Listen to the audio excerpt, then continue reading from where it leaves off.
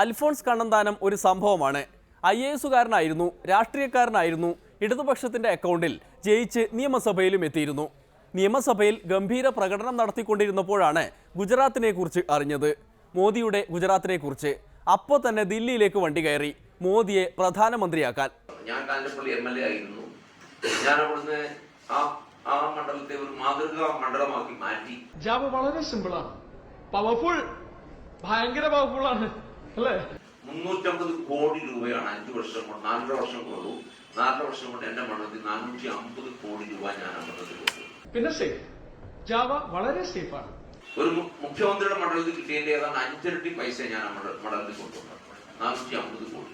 മനസ്സിലാവുന്നുണ്ടാവല്ലോ അഞ്ജലിക്ക്? മനസ്സിലായോ? മനസ്സിലായില്ലെങ്കിൽ പറയണം കേട്ടോ. എല്ലാവരും കേൾക്കാനാ പറയുന്നത്, മനസ്സിലായില്ലെങ്കിൽ പറയണം. അങ്ങനെ എനിക്ക് ഞാൻ നോക്കി എന്തുകൊണ്ട് നമുക്ക് കേരളത്തിലെ ബാക്കി മണ്ഡലങ്ങളെ ഇതുപോലത്തെ ആക്കിക്കൂടാ എന്ന് നോക്കുമ്പോൾ ഗുജറാത്തിലൊക്കെ ഞാൻ പോയി യാത്ര ചെയ്തു. അവിടെ കണ്ടതെന്താ? പിന്നെ റോബസ്റ്റ് ആണ് സാർ. റോബസ്റ്റ് പഴമാണ്. പഴമല്ല, റോബസ്റ്റ് എന്ന് പറയുമ്പോ you may think that റോബസ്റ്റ്നെസ് is A luxury in this time of adventures on internet. ഇത് പേജിലുണ്ട്, നിങ്ങൾ കുറച്ചേരം കഴിഞ്ഞ് ബുക്ക് ടെക്സ്റ്റ് ബുക്കിലുണ്ട്. അപ്പൊ ഇതൊക്കെ കണ്ടപ്പോ ഞാൻ ഓർത്തു എന്തുകൊണ്ട് ഇങ്ങനൊരു മനുഷ്യനെ ഇന്ത്യ ഭരിച്ചുകൂടാ. അതുകൊണ്ടാണ് ഞാൻ ഇടതിനെ സപ്പോർട്ട് ചെയ്യുന്ന സ്വതന്ത്ര MLA ഞാൻ രാജിവെച്ചിട്ട് എന്നെ ഇലക്ഷൻ റീനോമിനി ചെയ്ത മാർച്ച് 16-ാം തീയതി ഞാൻ ഇവിടുന്ന് രാജിവെച്ച് ഞാൻ ഡൽഹിക്ക് പോയത് മോദിയെ പ്രധാനമന്ത്രിയാക്കാൻ. പവർഫുൾ, ഭയങ്കര പവർഫുൾ ആണ്. ആ രാഹുൽ ഗാന്ധി ഇതൊന്നും നേരത്തെ അറിയാഞ്ഞതാണ് കുഴപ്പമായത്. ഇല്ലെങ്കിൽ കണ്ണന്താനത്തെ വിളിച്ച് തന്നെ പ്രധാനമന്ത്രിയാക്കിക്കാൻ പറഞ്ഞേനെ. പാവം രാഹുൽ ഗാന്ധി. ഇനി അടുത്ത ലോക്സഭയാകുമ്പോഴേക്കും അൽഫോൺസ് കണ്ണന്താനം രാഹുലിനെ ഒന്ന് സഹായിക്കണം. എന്തായാലും മോദിയെ പ്രധാനമന്ത്രിയാക്കി കളഞ്ഞല്ലോ. മോദി 1 വർഷത്തോളമായി രാജ്യം ഭരിക്കുകയും ചെയ്യുന്നു.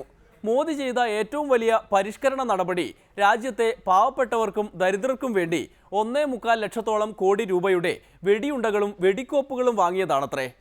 1.25 ലക്ഷം കോടി രൂപയുടെ ഡിഫൻസ് സാമഗ്രികളുടെ ഓർഡർ കൊടുക്കാൻ സാധിച്ചിട്ടുണ്ട്. കഴിഞ്ഞ 10 വർഷമായിട്ട് നമുക്കറിയാം, AK Antony sir defence minister ആയിരുന്നപ്പോൾ 10 വർഷം നമ്മളേതാണ്ട് 25 വർഷത്തേക്ക് പുറകിലായി പോയിട്ടുണ്ട്.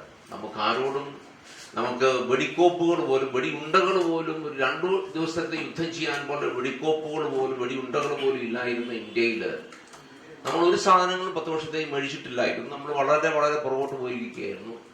ഈ 1.5 വർഷം കൊണ്ട് ഒരു പരികരമന്ത്രിയായിട്ട് 1 വർഷമായിട്ട് ആയിട്ടുള്ളൂ. ഏതാണ്ട് 1.25 ലക്ഷം കോടി രൂപയുടെ ഡിഫൻസ് എക്യുപ്മെന്റ്സ് പർച്ചേസ് ക്ലിയർ ആക്കി. അത് ഗംഭീരമായി. വെടിയുണ്ടകൾ കൊണ്ട് പാവപ്പെട്ട ഇന്ത്യക്കാരുടെ പട്ടിണി എങ്ങനെ മാറ്റാമെന്ന് മോദി തെളിയിച്ചുകൊണ്ടിരിക്കുകയാണത്രേ. വെടിയുണ്ട പ്രധാനമന്ത്രി എന്ന് വിളിക്കേണ്ടി വരുമോ ഇനി മോദിയെ? എന്തായാലും മോദിക്കൊപ്പം നിർത്താൻ ഇന്ത്യയിൽ മറ്റൊരു നേതാവും ഇല്ല എന്നതാണ് അൽഫോൺസ് കണ്ണന്താനത്തിന്റെ നിലപാട്. ഉദാഹരണത്തിന് VS-ന്റെ കാര്യം. VS-നെ ആ ഏരിയയിലേക്കൊന്നും അടുപ്പിക്കാൻ കൊള്ളില്ലത്രേ. 93 വയസ്സുള്ള ആളാ. കേരളത്തിലെ ഏറ്റവും സിനിമാ താരത്തിനേക്കാളൊക്കെ പോപ്പുള്ള, ഞാൻ അംഗീകരിക്കുന്നു. അദ്ദേഹം കേരളത്തിന് എന്ത് സംഭാവന ചെയ്തു എന്ന് ചോദിച്ചാല് ഞാൻ പറഞ്ഞ സമയം തരാം. ഒരു കടലാസും ഒരു പേനയും എടുത്ത് നിങ്ങളൊന്ന് കുറിച്ചു നോക്കുകയാണെങ്കിൽ ഈ കേരളം ഇത്രയും ആദരിക്കുന്ന മനുഷ്യൻ, പോപ്പുലർ ഈ മനുഷ്യന്റെ സംഭാവന എന്താ? നിങ്ങളൊന്ന് ആലോചിച്ച് നോക്കി, എന്താ സംഭാവന ഈ മനുഷ്യന്റെ?